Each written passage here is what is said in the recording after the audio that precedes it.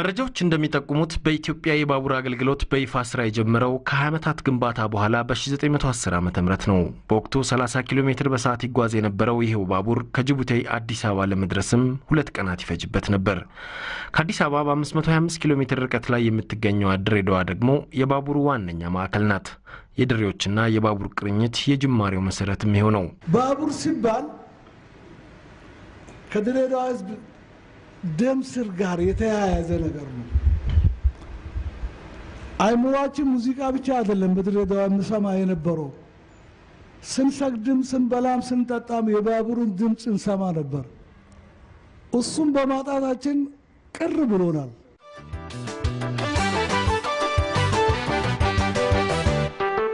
አይመልሰኝም ወይ ሞተራይ ባቡሬ ያውጣይ ከድሬ ከደቆች አገሬ በነገው አውቶቡስ ባንደኛው በድሬ አዳሬን ባረኩት በምትሞቀው ድሬ። አሁን የኢትዮ ጅቡቲ ባቡር መስመር ከ3 ቢሊዮን ዶላር በላይ በሆነ ወጪ በመገንባት ላይ ይገኛል። ከአጠቃላይ ስራው ከሲሶ በላይ የሚሆነው ማልቋል። የድሬዳዋና አካባቢው ነዋሪዎችም በባቡሩ ግንባታ ተስፋቸው መለምለሙን የአካባቢው የሀገር ሽማግሌዎች ከጠቅላይ ሚኒስትር ኃይለማርያም ደሳለኝ ጋር ውይይት ባደረጉበት ወቅት ገልጸዋል። አሁን ባቡሩ ተነስቶ የባቡር ድምጽ ቢሰማ ሙታን ይነሳሉ የሚል ፍርሃት አለኝ።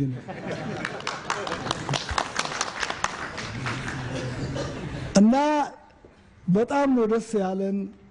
እግዚአብሔር የሚሰጠው የመጨረሻውን ለማየት ያብቃን።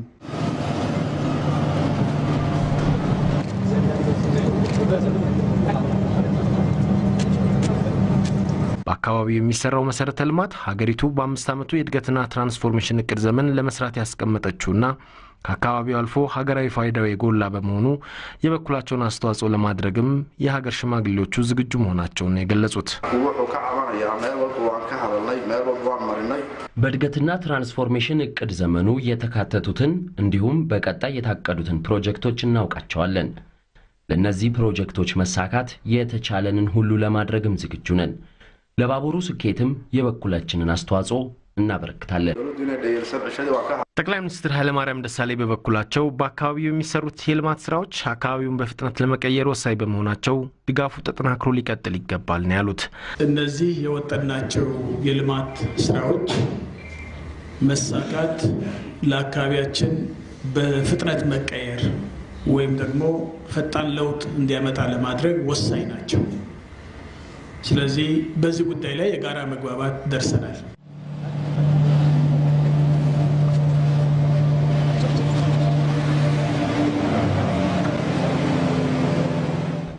ለፕሮጀክቶቹ መሳካት በቁርጠኝነት ለመስራት አብረን ለመስራት ከኛ ጋር ስለተስማማችሁ አሁንም በድጋሚ ላመሰግን ፈልጋለሁ። የነዚህ ፕሮጀክቶች እና የልማት እቅዶች መፈጸም ለድሬዳዋ ብቻ አይደለም ትርጉሙ ያለው ለመላው የኢትዮጵያ ሕዝብ ትርጉም ነው ያለው።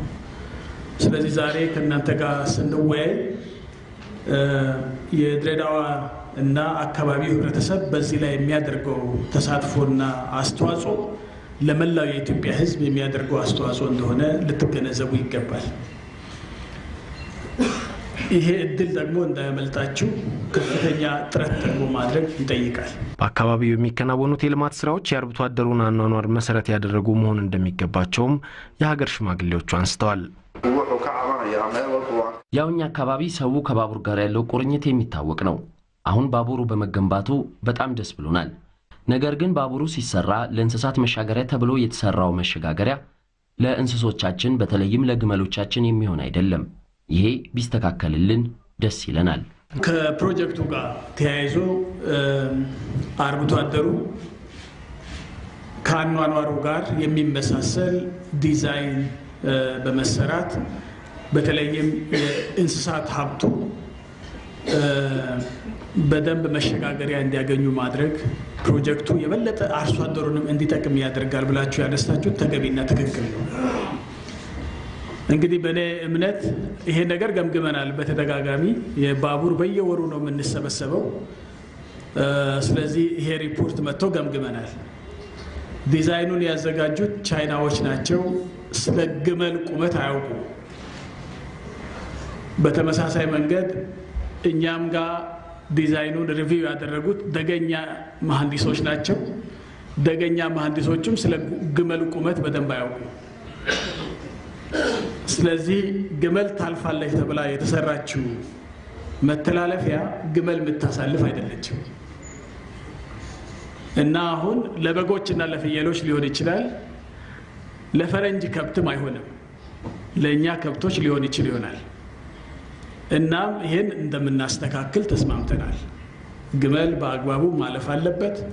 ሌሎች የአካባቢው እንስሳት ሀብቶችም በአግባቡ ጥቅም ላይ መዋል አለበት። ሰው ያለ ችግር የሚያልፍበትን ሁኔታ እንፍጠር የሚል ተነጋግረናል። በጣም ከባድ ስራ አይደለም። የተወሰኑ ማሻሻያዎች ማድረግ ነው የሚሆነው። እንደምታስቡት ይሄ ፕሮጀክት እንግዲህ አስቡ 800 ኪሎ ሜትር የሚጓዝ ትልቅ ፕሮጀክት ነው እና እቺ መተላለፊያ ምንም ማለት አይደለችም ለፕሮጀክቱ። ከዚህ አንፃር ማሻሻያዎች እየተደረጉ ነው ያሉት። ኋላ ከእናንተ ጋር ተመካክረን ማሻሻያዎቹ ለእናንተ ፍላጎት በቂ ናቸው አይደሉም የሚለውን በሂደት ማየት ይቻላል። አሳድም በዚህ ጉዳይ ላይ በቅርብ የሚከታተል ይመስለኛል እስከ መጨረሻው ማለት ነው። ግን በእኛ በኩል እንደሚሻሻል ለመግለጽ ነው። laakiin waxaan doonayaa horumarkaas dadka dawalle ilaa Maais ከሜሶ እስከ ድሬዳዋ ከድሬዳዋም እስከ ደወሌ ያለው ህብረተሰብ በዚህ ላይ የሥራ ዕድል እንዲሰጣቸው ነው የሚጠይቀው። ግንባታው ላይ ህብረተሰቡ ቢሳተፍ ደስ ይለኛል። በአካባቢ የሥራ ዕድል የመፍጠር ጉዳይም ወሳኝ ነው። በነገራችን ላይ ከቻይኒዞቹ ጋር በዚህ ፕሮጀክት ላይ ስንስማማ የኛ ሰው መስራት የሚችለው ነገር በሙሉ በእኛ ሰዎች መስራት ያስፈልጋል። የኛ ሰው መስራት የማንችላቸው ነገሮች ስላሉ ቻይኒዞችን ማምጣት ትችላላችሁ የሚል ስምምነት ነው ያለን። ኢትዮጵያዊ መስራት የሚችለው ነገር በሙሉ ኢትዮጵያዊ ይሰራል። ከኢትዮጵያዊም ደግሞ የአካባቢ ወጣቶች በመጀመሪያ ደረጃ መሳተፍ አለባቸው። ይሄ ቋሚ አሰራራችን ነው፣ ቋሚ ፖሊሲያችን ነው። ስለዚህ ቀደም እኔ ደስ ብሎኛል መጀመሪያ ላይ ይሄ ሀዲዱን ስናስጀምር ወጣቶቹ በሶማሊኛ ነበር የሚናገሩት። እያሰሩ ብረቱን እያሰሩ ወደዚህ ግፋ የሚሉት በሶማሊኛ ነበር እና በጣም ነው ደስ ያለኝ። የኢትዮጵያ ሶማሊ ወጣቶች በሂደት ባቡር እኛ ለብቻችን ስንሰራ አስኳል ይሆናሉ ማለት ነው ለባቡር እና ይሄ በጣም ትልቅ እርምጃ ወደፊት ነው። ከዛም አልፎ እንዳላችሁ ሾፌሮች፣ ቴክኒሽያኖች፣ መሐንዲሶች ኢትዮጵያውያን የሆኑ በዚህ ላይ መሳተፍ የሚችሉ ሁሉ መሳተፍ አለባቸው የሚል እቅድ ይዘን እየሰራን ያለነው። እዛ ጋር ጉድለት ካለ እንፈትሻለን። እስካሁን ግን በዚህ አቅጣጫ እየተመራ ነው የቆየው። ስለዚህ ከ6000 ያላነሰ ሰራተኛ ቀጥሮ የሚያሰራ ፕሮጀክት ነው። በዚህ ደረጃ እናያለን። ያው ድሬዳዋ የሁሉም እንዳላችሁት የፍቅር ሀገር ናት። ሁሉም ብሔር ብሔረሰቦች መኖሪያ ናት። ስለዚህ በድሬዳዋ የሚሰራው ስራ መላው ኢትዮጵያን የሚወክል ነው ተብሎ ሊወሰድ ይችላል። በዚህ መንገድ እየተፈታ ያለ የተጀመረ ስራ ነው ማለት ነው። የድሬዳዋ ከተማ የመሰረተ ልማትና የእድገት ሁኔታ በጠቅላይ ሚኒስትር ኃይለማርያም ደሳለኝና በሀገር ሽማግሌዎቹ ውይይት የተደረገበት ሌላው ርዕሰ ጉዳይ ነበር። ከተማዋ ዘመናዊ ፕላን እንዲኖራትና የህዝብ እድገቷን ያማከለ የመሰረተ ልማት ግንባታ እንዲሟላላት የተለያዩ ስራዎች እየተሰሩ መሆኑን ጠቅላይ ሚኒስትር ኃይለማርያም ደሳለኝ ገልጸዋል። ዘመናዊ ፕላን እንዲኖራት እየተሰራ ያለች ከተማ ድሬዳዋ ናት እስከማውቀው ድረስ። ስለዚህ ይሄ በዛ በያዝነው መንገድ የሚፈታ እንደሆነ ብታዩ። ነገር ግን ድሬዳዋ አሁን የምትታይ ድሬዳዋ አይደለችም። የዛሬ 10 ዓመት እዚህ ከተማ ውስጥ ከ1 ሚሊዮን በላይ ህዝብ ነው የሚኖረው። ከ1 ሚሊዮን በላይ ህዝብ ለማስተናገድ የሚችል ውሃ ለማስተናገድ የሚችል 10 ዓመት ሩቅ እንዳይመስላችሁ። ኢህአዴግ ከገባ እንኳን 20 ዓመት ነው። 10 ዓመት ማለት በጣም ሩቅ እንዳይመስላችሁ። አሁን ያሰብናቸው ፕላኖች ተግባራዊ በሚሆኑበት ጊዜ ይሄ ሁለተኛ ከተማችን በጣም ከፍተኛ ሊፕ ነው ማለት ዘሎ ነው የሚሄደው፣ ተስፈንጥሮ ነው የሚሄደው። ተስፈንጥሮ ሲሄድ ደግሞ በድንገት እንዳንያዝ ከወዲሁ ዘላቂ ፕላን ዘላቂ እቅድ ሊኖረን ይገባል ለከተማው።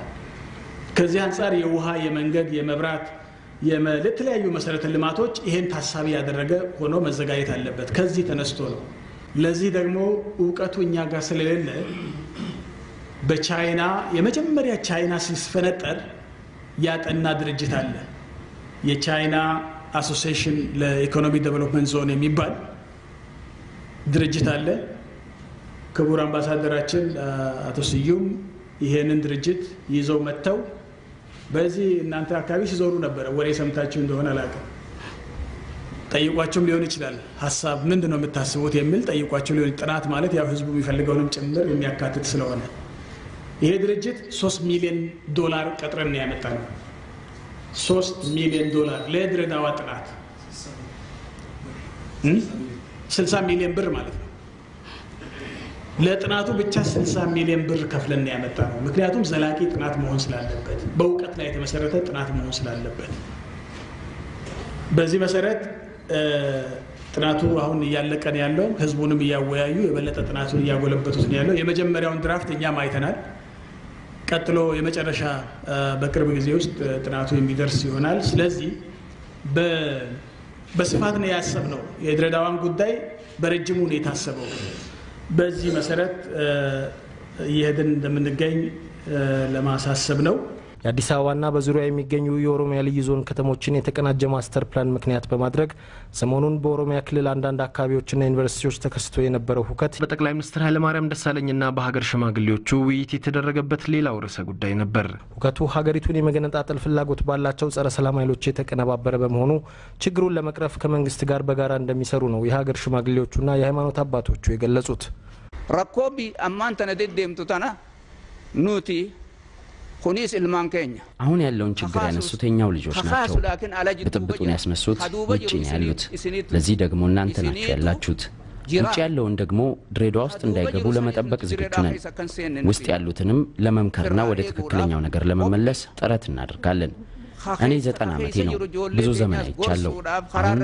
ሰላም አለን ይህን ሰላም አጠፋለሁ ብሎ የሚሞክር ሰው ይህንን የኢትዮጵያን እድገት አጠፋለሁ ብሎ የሚሞክርን ሰው ለማጥፋት እስከ ሞት ድረስ ከናንተ ጋር ነን ድሬዳዋን የልማትና ኢንዱስትሪ ማዕከል መሆኗም በጣም ደስ ብሎኛል ተማሪ የነገ ተራካቢ መሆኑን ማመን አለበት በእኛ እንደ ሃይማኖት አባትም ሆነ እንደ ሸማግሌዎችም ሆነ እነሱንም መምከር ያስፈልገናል ትላንት ዩኒቨርሲቲው ለልጆቻቸው ብቻ የተወሰነ ነበር ዛሬ ግን የደሃው ልጅ ተደባልቆበታል ያንን ለማጥፋት ምጥሩ አሉ ልማታችንን ለማጨለም ምጥሩ ኃይሎች ያስተዳዳሪው ኃላፊነት ብቻ አይደለም የፖሊሱ ብቻ አይደለም ሰላም ለማክበር የዜጎች ሁሉ ኃላፊነት ነው በተለይም የሀገር ሽማግሌዎች የሃይማኖት መሪዎች በደንብ የሚገባቸው ለኛ ልጆች ግን በደንብ የማይገባ ነገር አለ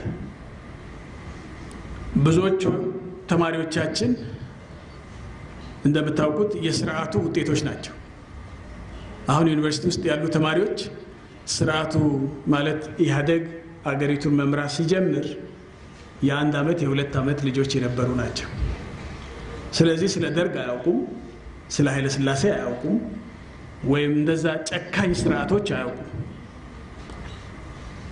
እንደዛ ጨካኝ ሥርዓቶች ስለማያውቁ አንዱ የኛ ችግር ነው ለናሳውቃቸው ለናስተምራቸው እና ከየት ተነስቶ ይሄ ሀገር ወዴት እንደመጣ እንዲያውቁ ማድረግ ይገባል ስለዚህ ለሆነው ነገር ኃላፊነት መውሰድ ያለብን እኛ ነን በቅድሚያ መንግስትም ገዢው ፓርቲ ኢህአዴግም እንደዚሁም ህዝቡ ሁላችንም የድርሻችንን ኃላፊነት መውሰድ አለብን በእኛ እምነት ኢትዮጵያ ውስጥ አሁን የተመሰረተው ፌደራላዊ ዴሞክራሲያዊ ስርዓት ህገ መንግስታዊ ዋስትና ያገኘ ስርዓት ነው በኢትዮጵያ ውስጥ 9 ክልሎች አሉ ዳር ድንበራቸው ይታወቃል ይሄን ህገ መንግስት ለመቀየር ከተፈለገ 9 ክልሎች 2/3 ድምጽ ካልተስማሙ በስተቀር የማይቀየር ህገ መንግስት ነው ያለን እንደዚህ አይነት ስር ያለው ጠንካራ ህገ መንግስት ያለን አገር ነን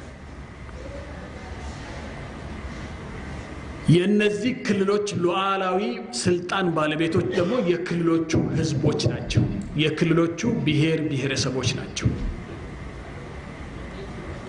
ስለዚህ ሉዓላዊ ስልጣን ባለቤት የሆኑት የክልሎቹ ብሔር ብሔረሰቦችና ህዝቦች ስልጣናቸውን የሚጠቀሙበት መንገድ በፌደራላዊ ዲሞክራሲያዊ ስርዓታችን ውስጥ በግልጽ ተቀምጧል እያንዳንዳቸው በህዝብ የተመረጠ ምክር ቤት ያላቸው የራሳቸውን አስተዳዳሪ በምክር ቤቶቻቸው አማካይነት የሚሾሙ የሚወስኑ ራሳቸውን በራሳቸው የሚያስተዳድሩ ክልሎች ነው ያሉት ይሄንን ሁለት ጽንፈኛ ወገኖች አይወዱትም አንደኛው ወገን እነዚህ ወጣት ተማሪዎቻችን ከዛው እናስወጣ እዛ ውስጥ የሉም እነሱ በዚህ በመለው በሁለቱ ጽንፈኞች ውስጥ እነዚህ ወጣት ተማሪዎች የሉም የወጣት ተማሪዎቻችን ችግር አለማስረዳታችን ነው ስላላስረዳን በትንሹ ይደናገራሉ ይሄንን መደናገር በሂደት ከነሱ ጋር በመናደርገው ውይይትና ከነሱ ጋር በመናደርገው ትብብር የምንፈታው ነው ልንፈታው እንደምንችል እርግጠኞች ነን ነገር ግን ሁለት ጽንፈኛ ኃይሎች አሉ የመጀመሪያው የድሮ ስርዓት ናፋቂ ያለ የድሮ ስርዓት ናፋቂ ሲባል የኢትዮጵያ ብሔሮች ብሔረሰቦችና ህዝቦች በመፈቃቀድ በእኩልነት በመከባበር የተመሰረተ አንድነት ኢትዮጵያዊነት የማይጥማቸው ሌሎች በስራቸው ሲሆኑ ብቻ የሚጥማቸው ኃይሎች አሉ እነዚህ ይህን ስርዓት አይወዱትም ሊወዱም አይችሉም ከባህሪያቸውም ሊወዱም አይችሉም ስለዚህ ይሄ ስርዓት ያንገሸግሻቸዋል የተቻላቸውን ሁሉ ማደናገሪያ አጀንዳዎችን መለኮሳቸው አይቀርም ዛሬ ብቻ ሳይሆን ነገም አይቀርም because እነዚህ ከኛ ጋር የሚታረቅ ነገር የላቸው ይሄ ስርዓት ጥልቅ የተቀበረ መሆኑን አላወቁም ተመልሶ የድሮ ስርዓት ሊመጣ የማይችልበት ሁኔታ በኢትዮጵያ ውስጥ ያለ ጥርጥር ተመስርቷል ናፋቂዎቹ ግን ጊዜያዊ የሆነ እንትን ለማግኘት ማደናገሪያ ሊፈጥሩ ይችላሉ ይሄም በደም ማየት አለብን ይሄ በሽታ ትምክህት የምንለው በሽታ ነው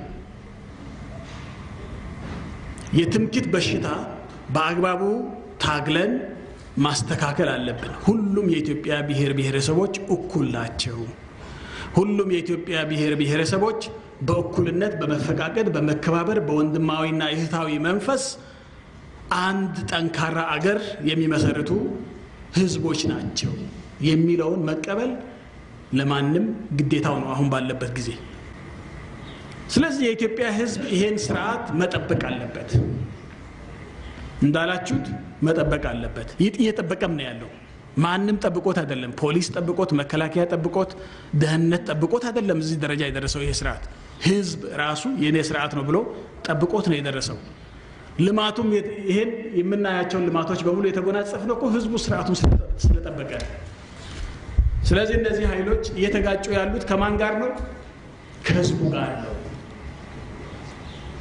ይሄ መታወቅ አለበት ሁለተኛ በሽታ ደግሞ ምንድነው ጠባብነት የምንለው በሽታ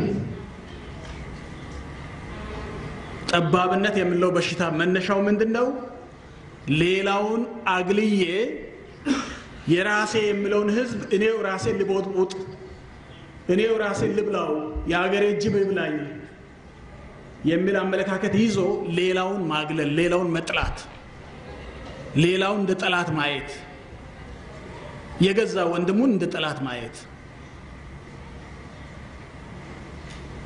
አብሮ ለመኖር አለመፈለግ ድር ቢያብር አንበሳ ያስር የሚለውን ትተው ተገነጣጥለን ተበታትነን ንቅር የሚል አመለካከት መያዝ